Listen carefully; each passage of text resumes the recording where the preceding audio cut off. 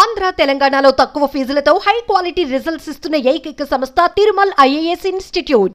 మాజీ ముఖ్యమంత్రి వైఎస్ జగన్మోహన్ రెడ్డి ఇంటి వద్ద అగ్ని ప్రమాదం సంభవించింది. గుంటూరు జిల్లా తాడేపల్లిలోని జగన్ నివాసం వద్ద రోడ్డు పక్కనున్న గార్డెన్లో బుధవారం మంటలు చెలరేగాయి. బుధవారం సాయంత్రం ఒక్కసారిగా మంటలు చెలరేగగా వాటిని సెక్యూరిటీ ఆపివేశారు. మళ్లీ రాత్రి 9 గంటల సమయంలో మరోసారి మంటలు చెలరేగాయి. పెద్ద ఎత్తున అగ్ని కీలలు ఎగసిపడ్డాయి. దీంతో అగ్నిమాపక సిబ్బంది జగన్ నివాసం వద్ద ఉన్న సిబ్బంది వెంటనే మంటలను అదుపులోకి తీసుకొచ్చారు.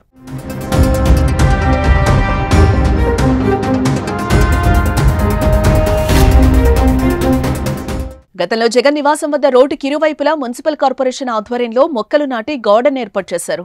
అయితే ఆ మొక్కలు ప్రస్తుతం ఎండిపోయాయి.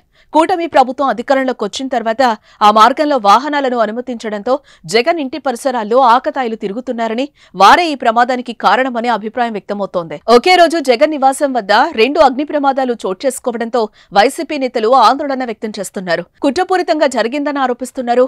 మాజీ సీఎం జగన్ నివాసానికి భద్రతా లోపమని కూడా వైసీపీ పోస్టు చేసింది.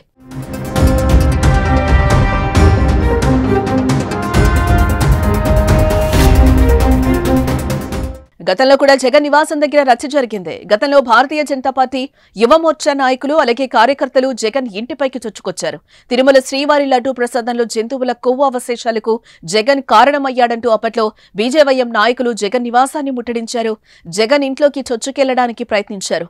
జగన్ నివాసం, వైఎస్ఆర్సీపీ కేంద్ర కార్యాలయంపైకి చొప్పులు విసిరారు. జగన్ దిష్టిబొమ్మను దహనం చేశారు. ఆ తర్వాత కిందటి నెల 23వ తేదీన తెలుగుదేశం పార్టీ జాతీయ ప్రధాన కార్యదర్శి మంత్రి నారా లోకేష్ జన్మదినం సందర్భంగా కొందరు కార్యకర్తలు జగన్ ఇంటి ముందు వేడుకలు జరుపుకొని హంగామా చేశారు. ఈ 2 ఘటనలు కూడా సెక్యూరిటీ వైఫల్యాలుగా వైసీపీ ఆరోపిస్తోంది. ఇప్పుడు అగ్ని ప్రమాద విషయంలో కూడా అదే ఆరోపణలు చేస్తోంది. భద్రతా లోపమని విమర్శలు చేస్తోంది.